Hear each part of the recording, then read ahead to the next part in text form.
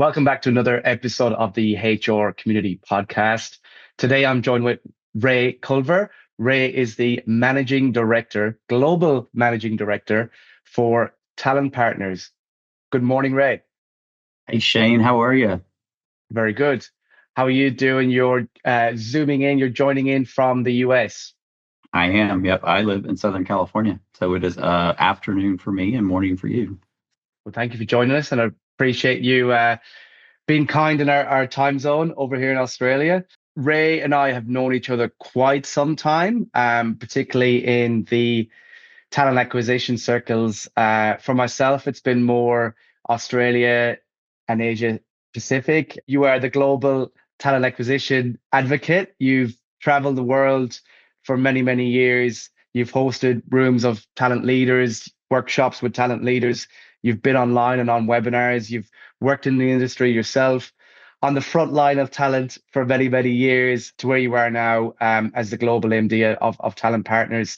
Over to you, Ray. I'd love to hear a little bit more about you and your journey and your role. And that'd be great to sort of unpack a little bit. Yeah, that'd be great. Thank you. I started my career, 30 plus years ago. When I say that out loud, it makes you just feel old. 30 plus years ago with Randstad, when they very first entered the US market. Was in the staffing recruitment industry for probably about, I'd say 25, 30 years.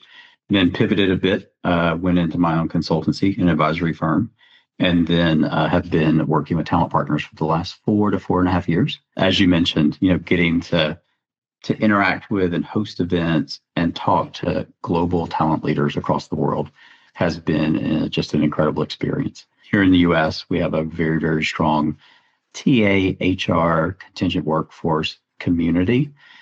We also have equally as strong communities in the UK and mainland Europe. And then, of course, we've built what I think to be a very strong community down in the APAC region. It's exciting to get to have these conversations across the world and to get to draw parallels, no matter what market you're in. And I think you've probably heard me say this before. The topics are the same no matter where you are in the world. Yep. There's different nuances depending upon the city and the country, but the topics are the same. Everybody's thinking about the same thing. So, what we always tell people at workshops or dinners is if it's on your mind, let's talk about it. Because if you're thinking it, I guarantee you there are probably another 5 people in this room who are thinking the exact same thing. So it's been interesting to get to hear it across the world. Amazing. What is on the mind of talent leaders across the globe right now? What are you seeing from a HR and workforce strategy perspective right now that, maybe feels different over the last 18 months? Yeah. I hate to open this box this early in our conversation. It's going to happen. But I'll go ahead and open the box and let those 2 letters out that just can't stay in the box, no matter what conversation you're having. AI. That is such a big conversation, such a multi-layered and multi-pronged conversation when it comes to talent leaders. I would say probably 12 to 18 months ago, there was a bit more hesitation, and I hate to say fear, but a bit more hesitation around AI. Fast forward to today, we hosted a workshop in San Francisco a few weeks back. That hesitation or fear is not really there. It's more like, okay, what can we do? Like, how can we use it? How can we there is the excitement. And so it's been interesting to watch the journey of the TA and HR leader to go from being very hesitant about AI to now being excited about it and trying to figure out, okay, how can we use it? How can we embrace it? How can it make our teams better? How can it help me as a leader to really step into that strategic seat at the table that leaders have been asking for years now? So it's been exciting to see that conversation pivot from one of a hesitation to now excitement. Yeah. And I'd agree with that because I've been speaking to a lot of talent leaders across Australia, Singapore, and, APAC in general. And it's been quite a similar theme. If we had this podcast 18 months ago, 2 years ago, we'd still be talking about AI, but probably not as evolved as we can now. Back then, dare I say, there was still a few pessimistic views on AI. Is this a phase? Will we just move on like humans tend to do to the next shiny thing? But it's very clear that it has continued to evolve, and a lot of organizations have actually become quite aggressive in their evolution and adoption of AI. The area, I guess, where I still seem to be having conversations with my community is, when does AI stop being a tool I suppose becomes more of a, this is how we work now as a business. I mean, when you think about that, the first thing for me that comes to mind is as companies are adopting these AI tools and solutions and things like that, like really trying to figure out what exactly is it that they want to do with it. Mm. And then, once you figure out what you want to do with it or what you think it can do for your teams and your organizations, and then once you go through the process, you identify the solutions, things like that, then really looking at it and say, okay, how could we redesign our workforce? How could AI help our workforce? How could it create maybe new positions within the organization? How could it potentially, and I know this is not a happy topic, but are there positions that now AI can step up and maybe do that we don't need a particular employee for? Again, that's not a happy topic, but it is something that I think we're having to address and be realistic about. So I think that's been exciting to watch. Okay, once you adopt AI, once you figure out how can it work within your organization, then take a step back and try and figure out, okay, do we need to do any kind of redesign to the workforce that we have today? How can we begin to leverage what it can do for us as we start to look at workforce planning for the future? I think that's important as well. Yeah, I think there's a whole component around like AI readiness. Are your internal teams really ready for it? How to use it, how to embrace it? And then as you look to, like, say, workforce planning, and you're starting to bring people into the organization, what does AI readiness mean to you as an organization? And how are you making sure that whatever talent you're bringing in is at the level of AI usage and just education that you are as a company? That's interesting as well. Love that. We actually have been seeing more of AI literacy and AI fluency becoming part of the job brief with more of our senior HR leadership roles, sitting down with the CEO and understanding, what skills they're looking for right now for this role, but also sort of mapping out where this role or where the function needs to be from a HR and talent perspective in the next 2 years. Quite interesting, especially over the last 6 to 12 months. CEOs are now bringing AI more and more into that conversation, which I find is really interesting, but also quite exciting for HR. I think it's a great opportunity now to be the advocate for AI, be the driver for AI in an organization. But I also think it's becoming a bit of an expectation now that these leaders are going to come into the business with an AI strategy, essentially, as to what this function is going to look like, what this team is going to look like, what are the roles and the skills that we require, to be the best that we can be within the HR and talent function. And in that scope goes out to all the other business areas, whether it be IT or finance, etc. So I've definitely seen that coming up in conversations more and more as well. Yeah. And I think, if a leader comes into a company and maybe they aren't quite as well versed in, AI and what's out there and that type of thing, I think also just the whole thing of don't be afraid. You know what I mean? Like, be curious and be curious about what's out there. Don't be closed off from what it can potentially do. Again, I go back to the not happy conversation. There are going to be positions and situations within organizations that it will reduce some jobs. But I argue this counterpoint that it will also create jobs. I also think that, especially here in the US, you hear a lot of conversations around layoffs here, layoffs there, reduction in force. This is my opinion. They say AI. In my opinion, it is too early in the AI journey to be fully laying these reduction in forces on AI. To me, that's an excuse that companies are using today to be able to kind of say, oh, what's AI? I would call a bluff on that. I should not say a curse word. I would call a bluff on that. because I don't think that all these reduction in forces that we're seeing are AI driven. Yeah. I say that because when you hear a big company's laying off 10,000 people and they blame it on AI, Mm. that creates fear and hesitancy in leaders and in workforces. So, we just got to figure out a way to get around that. We spoke a little bit about this a few months ago at an event. I'm going to hazard a guess and say it was Singapore. It was quite interesting because when we actually started to look at it, a lot of things come in cycles, right? So, um, 6 years ago would be, officially, unofficially, the pandemic. So a lot of organizations then went through this huge mass restructure. There was mass redundancies. Talent acquisition was on its knees. And then, the year or two following, the market rebounds, and a lot of organizations back then were running around in circles wondering how can we get more talent people to deal with the volume of recruitment that they were going through, and similarly with HR as well. So I do find the conversation around AI replacing jobs at mass quite interesting, because I do feel like this could be an excuse, but also that same cycle again where, hey, let's just use AI here as this reason why we can restructure 1,000 people globally. In reality, our P&L isn't looking very good. So we need to cut costs.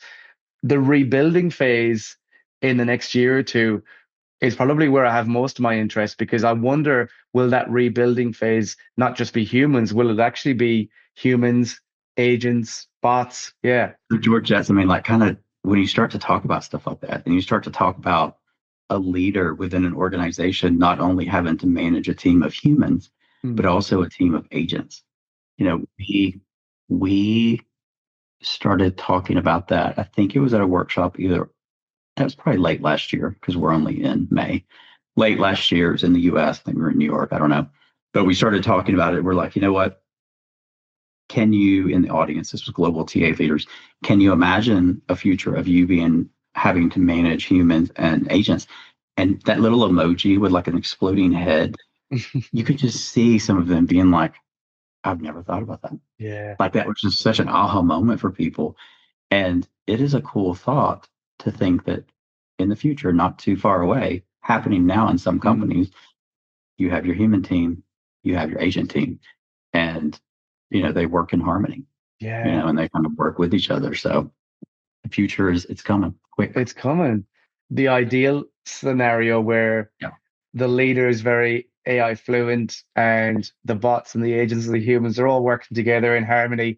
It could be a little bit different in reality. I mean, what are your thoughts, Ray, on, I guess, leadership capability for an organization like that, or the future of what that's going to look like? Because I'm sure that will change how leaders lead. It'll also introduce new skills that leaders will need, and maybe hone on essential skills that they may or may not have now.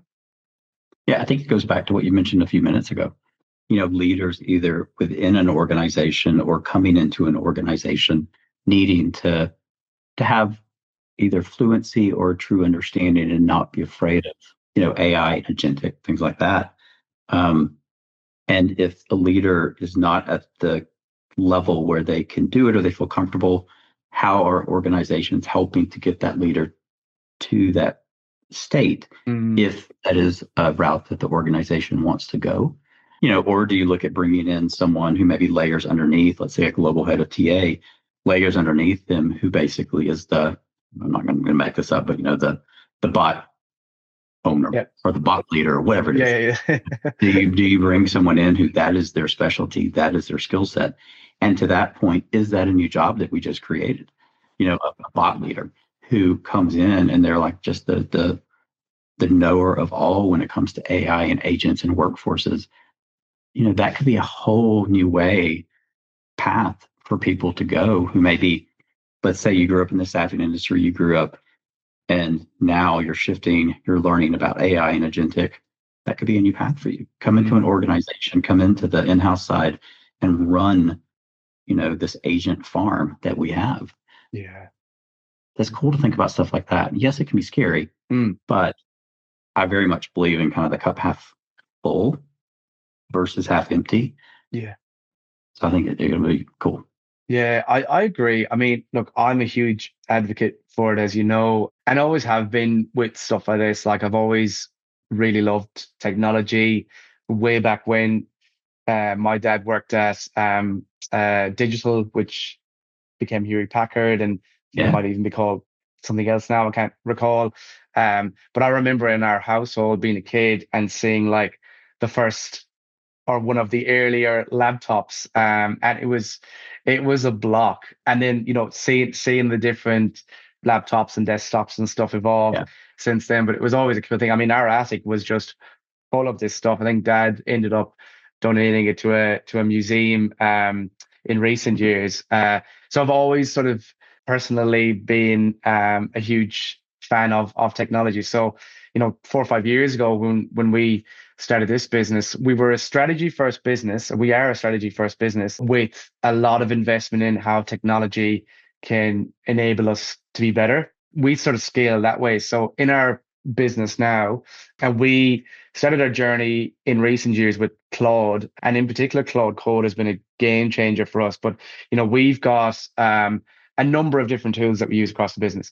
But Claude Code is essentially our core agent, and the agent has multiple sub agents that manage different tasks for us. So, for example, if you look at an executive search, all the different layers of that search from before you put in a proposal through to getting the brief right, through to the going to market, the engagement, the sourcing, the screening, the testing, that whole process has so much opportunity for AI to work in the background. And I think what I've found really cool is as our agents have evolved, and so have our sub agents too. So, you talk about a bot manager, it's essentially like we're giving the agent manager the tasks that we need, and then it's filtering out to the different sub agents what tasks they specialize in. So that's been pretty cool for us across the business, not just the recruitment Yeah. operation. So I am a huge advocate for it.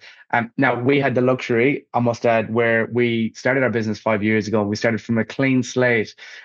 Businesses that are a lot larger, enterprise global businesses, highly regulated businesses, what kind of challenges do you see, or what kind of challenges are you hearing from them, Ray, from an AI perspective?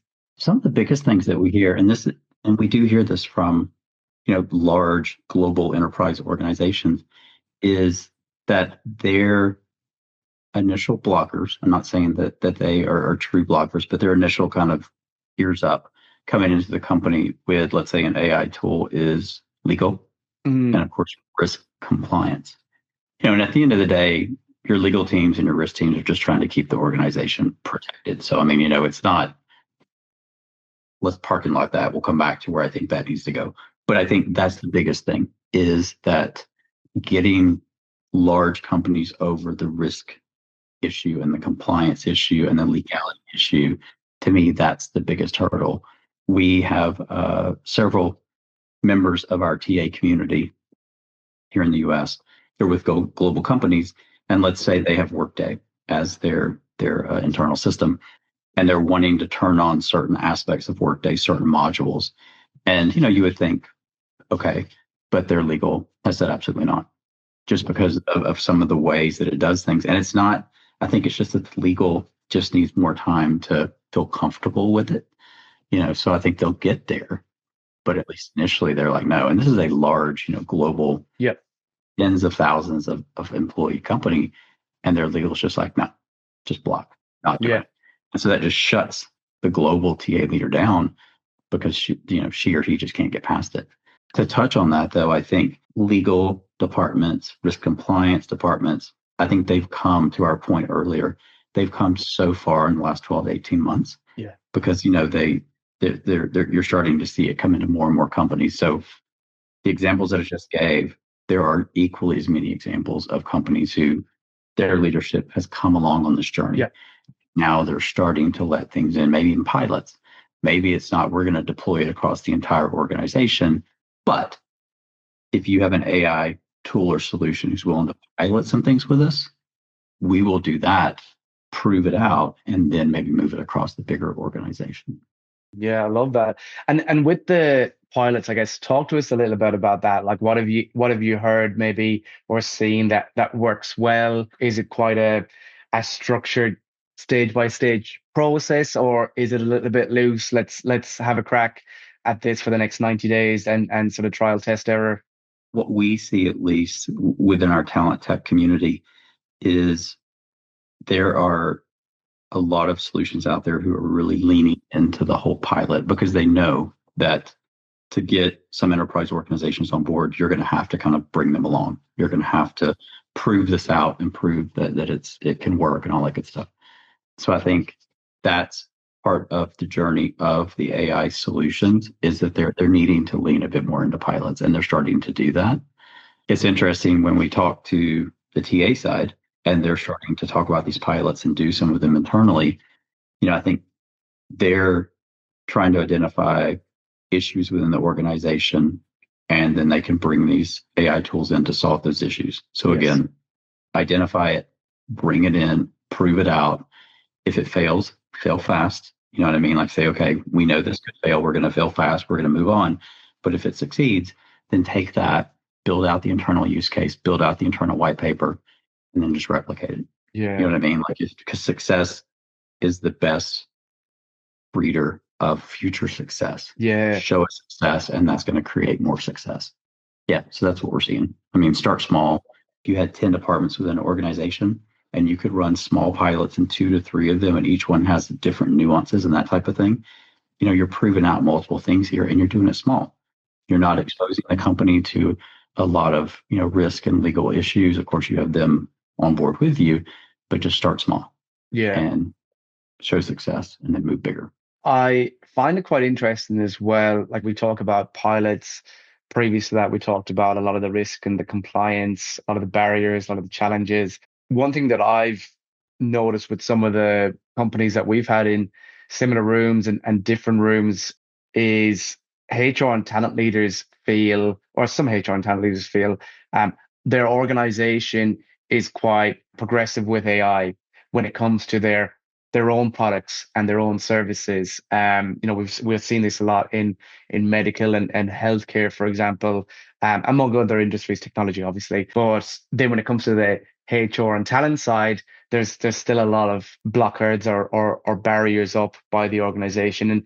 And something that I find quite interesting is when I speak to the organizations, which I know you do too, that are a bit more progressive from a HR and AI perspective. They've been able to bring a case to the business with actual ROI and actual data, how much this is actually going to cost, but the value that we're going to get from it. Yeah. Do you see that happening as well in your world with organizations that are doing it well? Like there's a lot of ROI case, there's a lot of data and metrics behind it.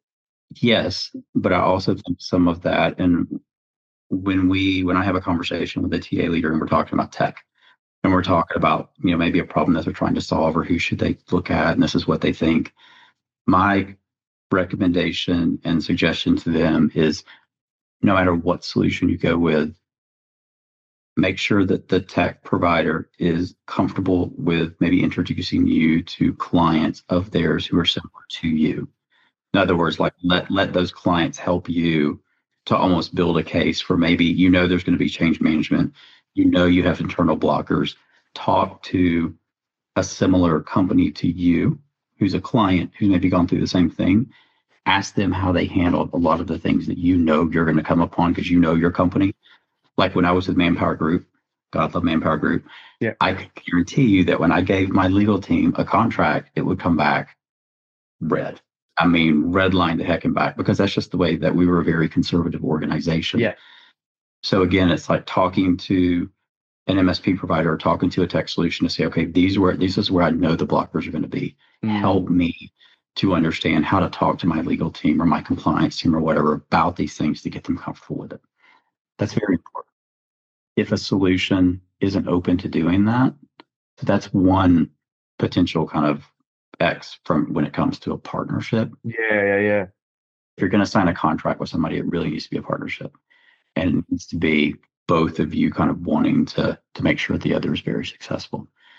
Yeah. So that would be I think that's what we hear a good bit. I think that's great as well because there's so much talk about AI now that, obviously a lot of organizations, big, medium, and small, are starting coming out of the woodwork with different Right. solutions. There's a lot of selling.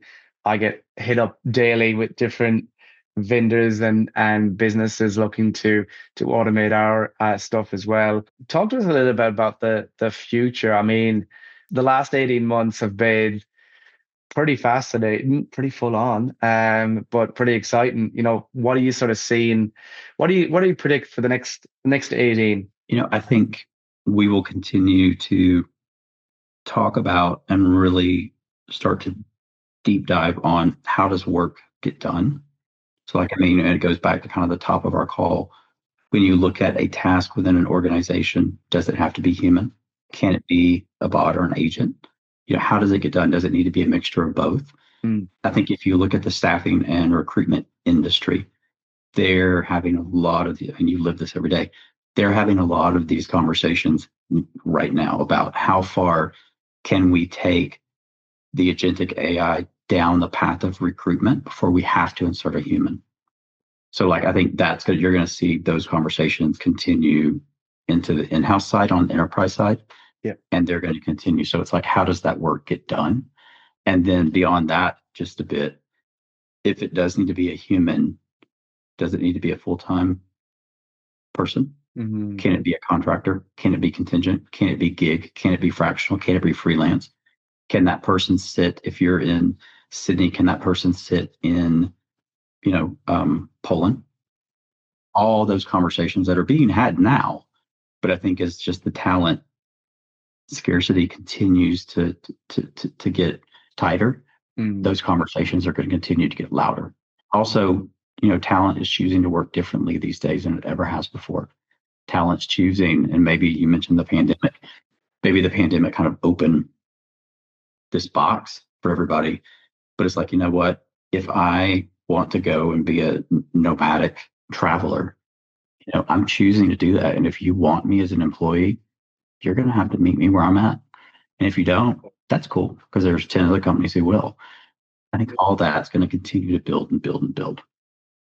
Yeah, and I agree with both. I feel like organizations, not all, but some are just not set up for today's talent market, and therefore a lot still don't know how they're going to approach the future talent market and the future of work. We've talked about this before, where you look at build, borrow, buy, boss.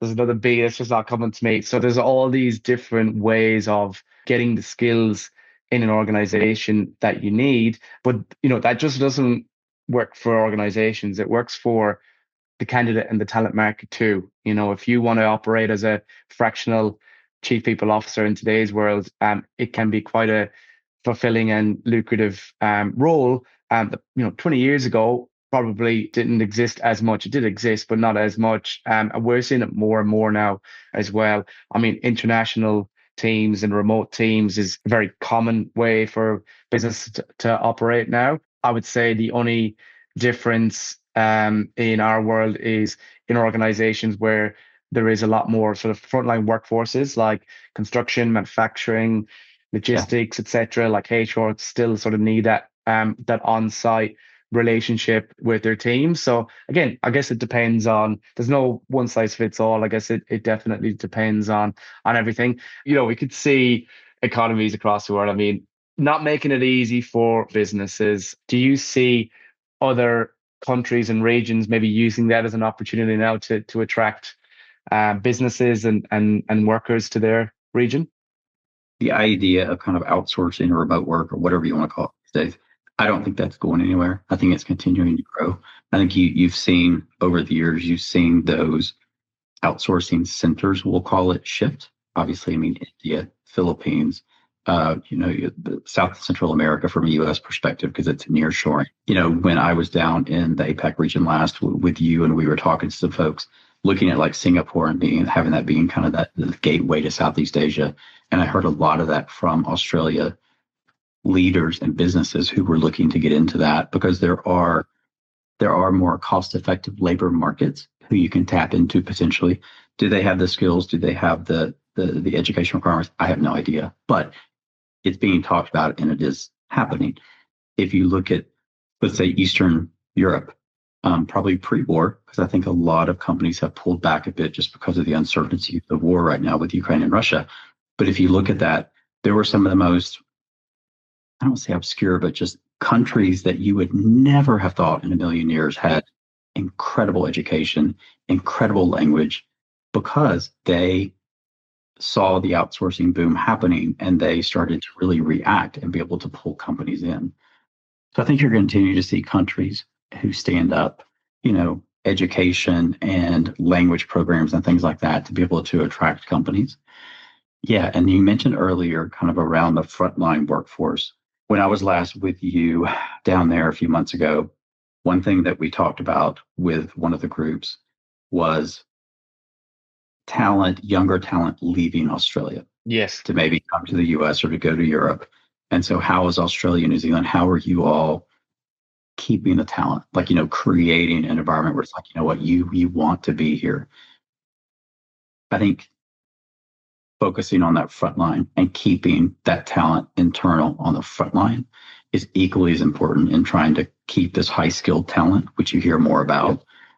And I think also that's going to come to a head because, you're going to have to figure out, us, everywhere is going to have to figure out how to really utilize the younger and the talent coming into the market and keep it in Australia or keep it in the US or keep it wherever. That's also going to be a big thing in the next 12 to 18 months. Yeah, 100%. I've seen some examples, particularly in that more the industrial sectors, where it's not even just about going to a university now to catch the pre-graduates. It's not even about going to a high school to catch the pre-territory. It's tertiary education. It's actually going into primary schools, and some of these organizations spending a day with these kids and talking about what they do, and really just trying to, I guess, re-educate. I mean, even from me leaving school, there was a huge push, and I guess still is today, to go to university. And for generations, I know that went to university, got degrees in things that they couldn't actually get a job from. So I'm just wondering now, as we enter this era of AI, with the possibility of a lot of, especially the more junior roles, being automated or replaced with AI, what are we going to do with the youth entering the world of work? And I think, not that everyone needs to be a tradie if they don't want to, but I think those kind of roles where there is still, critical thinking, practical work, hands-on sort of labor, I think that's a lot of the stuff that kids leaving school will most likely pivot into now, unless they continue into technology and become 19-year-old multi-billionaire CEOs, which I know a lot of them want to do. But I think the list is long, but it's not as long as you think. I know it's a busy day for you, Ray, so I don't want to keep you too much longer. And I absolutely loved, as I always do, conversations like this with you. Before I close out, I wanted to maybe pick your brain on one last question. I mean, one piece of advice for HR and talent leaders right now. Be curious. Like, to me, now is the time to be curious and to really be open to the way that the world of talent or the future of work or whatever you want to call it is changing. I would also say, and this is going to sound so cheesy, but to me, it's so true. From a talent leader perspective, now is the time for these leaders to really step into their greatness. They've talked about it for so many years. They've talked about wanting to move away from just being that transactional HR task taker or order taker to really being strategic, having a seat at the table. You have that opportunity right now. Now is the time. With everything happening in the world, with all the advancements and things like that, now is your time. And that's what I would say to them, is just really figure out how to take everything that's at your fingertips or everything that's available to you and just bring it into the organization. Don't be afraid of it. Again, unhappy subject. There are going to be some people who lose jobs. There's going to be some roles but it's also going to do great things.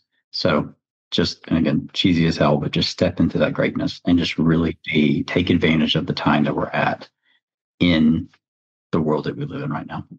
It's awesome. Love that. Very rare to see you in your home office because of all the travel that you do. When are you visiting us down under next? Yeah, I'm excited. June's going to be a busy month. Next week, I'll be in Atlanta to host our large conference and Black Tie Gala for the U.S. in Atlanta. Next week, I'll be at an event in Philadelphia. I'm home for a week, and then I get to come back to Australia. I'll be down, I think it's the last week of June, and we are hosting our Talent and Transformation Summit in Melbourne on the 25th, and then we'll have our signature Black Tie Gala that evening. Amazing. Well, I will make sure to see you there. Thank you again, Ray. Thank you so much for joining us on the podcast. That was a great chat. And thank you to all our listeners. Thanks, Shane. I appreciate it.